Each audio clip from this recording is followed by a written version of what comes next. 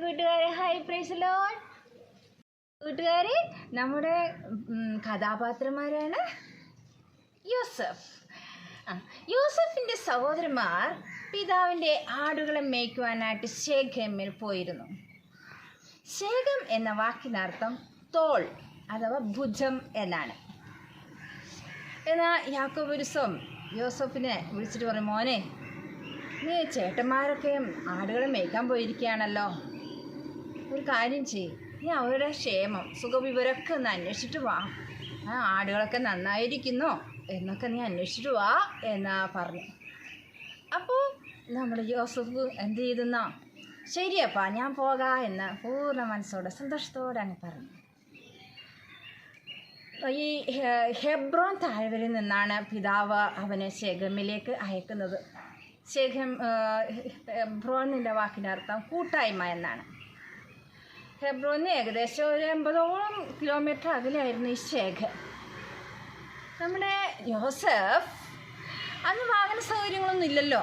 അപ്പോൾ നടന്ന് കുറേ ദൂരം അങ്ങ് വളരെ ത്യാഗത്തോടെ ചേട്ടന്മാരെ ഓർത്ത് സന്തോഷത്തോടെ മുന്നോട്ട് പോയി. അവരെ തേടി അവൻ യാത്ര പുറപ്പെട്ടു. ശേഖേമിലെത്തി. അവിടെ അവരെ അന്വേഷിച്ചുകൊണ്ടിരുന്നപ്പോൾ ഒരാൾ പറഞ്ഞു, എന്താണ് കുട്ടി, നീ ഇവിടെ ആരെ അന്വേഷിക്കുന്നത്, എന്താണ് നീ തിരയുന്നത് എന്ന് വെച്ചപ്പോൾ, എൻ്റെ സഹോദരന്മാരൊക്കെ ഇവിടെ ആടുകളെ മേയ്ക്കാൻ വന്നിട്ടുണ്ടായിരുന്നു. അവർ നാം ദോദാനിലേക്ക് പോകാം എന്ന് പറയുന്നത് ഞാൻ കേട്ടു. ഒരു പക്ഷേ അവർ അവിടെ കാണും. അങ്ങനെ നമ്മുടെ യോസഫ് പിന്നെയും 20 കിലോമീറ്റർ പിന്നെയും ദൂരമുണ്ട് അവിടുന്ന്. അങ്ങനെ യോസഫ് ഇത് കേട്ട ഉടനെ ദോദാനിലേക്ക് പുറപ്പെട്ടു. ദോദാനിലേക്ക് കടന്നു പോയപ്പോൾ സഹോദരന്മാർ ദൂരേന്ന് യോസഫിനെ കണ്ടു. സ്വപ്നക്കാർ വരുന്നു. സഹോദരന്മാർ അവനെ ദൂരേന്ന് കണ്ട് കളിയാക്കി തുടങ്ങി. മാത്രമല്ല, അസൂയമൂത്ത സഹോദരന്മാരെ യോസഫിനെ കൊല്ലുന്നതിന് അവർ ഒരുമിച്ച് ഗൂഢാലോചന നടത്തി. അതായിരുന്നു സ്വപ്നക്കാർ.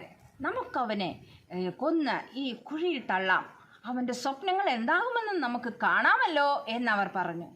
എന്നാൽ മൂത്ത സഹോദരനായ രൂപൻ പറഞ്ഞു, നിങ്ങൾ അവൻ്റെ രക്തം ചൊരിയിക്കരുത്, അവന് പ്രാണഹാനി വരുത്തരുത് എന്ന് പറയാനായിട്ട് ഇടയെത്തിയിരുന്നു. എന്നാൽ യോസഫ് അടുത്തെത്തിയപ്പോൾ സഹോദരന്മാർ അവൻ്റെ അങ്കി ഊരിയെടുത്ത ശേഷം പൊട്ടക്കിണറ്റിലേക്ക് അവനെ ഇട്ട് കളഞ്ഞു. വെള്ളമില്ലാത്ത പൊട്ടക്കുഴിയായിരുന്നു അത്. അവർ ഭക്ഷണം കഴിക്കാനിരുന്നപ്പോൾ ഗിലെയാദിൽ നിന്ന് സാമ്പ്രാണിയും സുഗന്ധപശയും സൈന്യനായകവും ഒട്ടകപ്പുറത്ത് കയറ്റി മിസ്രൈമിലേക്ക് കൊണ്ടുപോകുന്ന ഇസ്മായിലിയരുടെ ഒരു കൂട്ടം യാത്രക്കാരെ അവർ കണ്ടു. അപ്പോൾ സഹോദരന്മാരിൽ ഒരാളായി യഹൂദ പറയുകയാണേ, നമ്മുടെ സഹോദരനെ കൊന്ന് കുഴിയിൽ മറച്ചിട്ട് എന്താണ് ഗുണം, എന്നാൽ ഈ ഇസ്മായിലിയ കച്ചവടക്കാർക്ക് നമുക്ക് വിൽക്കുക,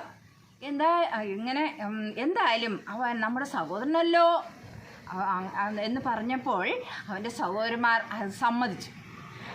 അങ്ങനെ അവർ യോസഫിനെ പൊട്ടക്കുഴിയിൽ നിന്ന് കയറ്റി അവർക്ക് വിൽക്കാനായിട്ട് ഇടയെത്തിയിരുന്നു. യോസഫിനെ വിൽക്കുക വഴി കുറേ പണം കിട്ടുമെന്ന് അവർ കരുതി.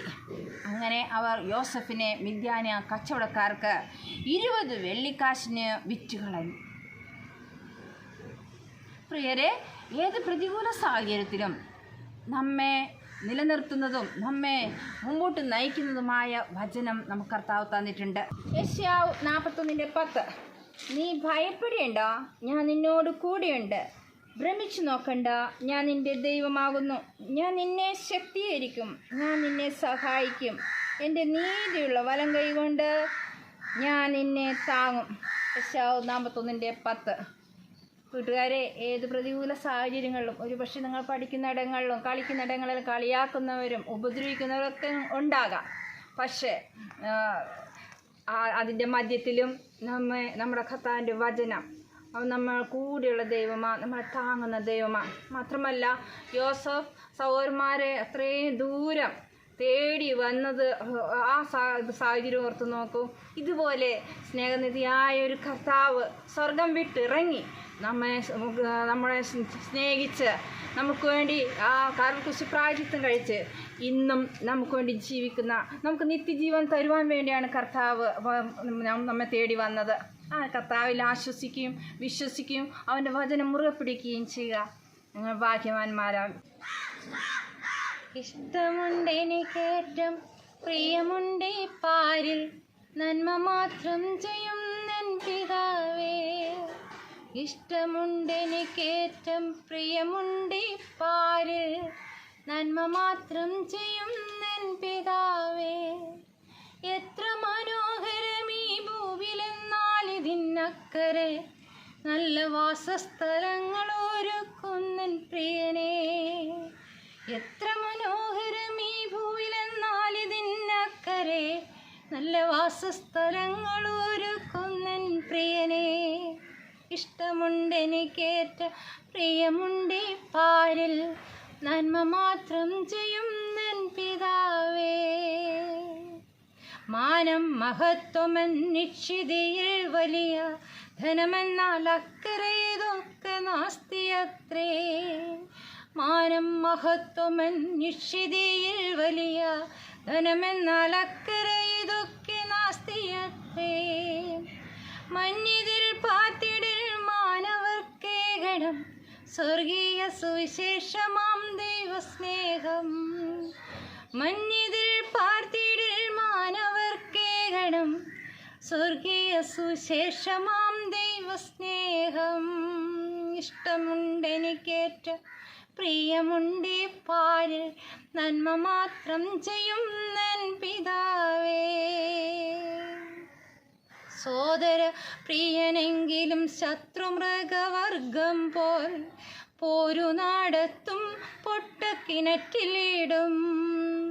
സോദര പ്രിയനെങ്കിലും ശത്രുമൃഗവർഗം പോൽ, പോരു നടത്തും പൊട്ടക്കിണറ്റിലിടും. എന്തിനിനിയുമേറെ വെള്ളിക്കാശിനും വിറ്റിടും, ക്രോധമൂറി മുറ്റിയ മാനുജാ സോദരന്മാർ. എന്തിനിനിയുമേറെ വെള്ളിക്കാശിനും വിറ്റിടും, ക്രോധമൂറി മുറ്റിടും മാനുജാ സോദരന്മാർ. ഇഷ്ടമുണ്ടെനിക്കേറ്റം പ്രിയമുണ്ട് പാരിൽ, നന്മ മാത്രം ചെയ്യും നിൻ പിതാവേ. God bless you.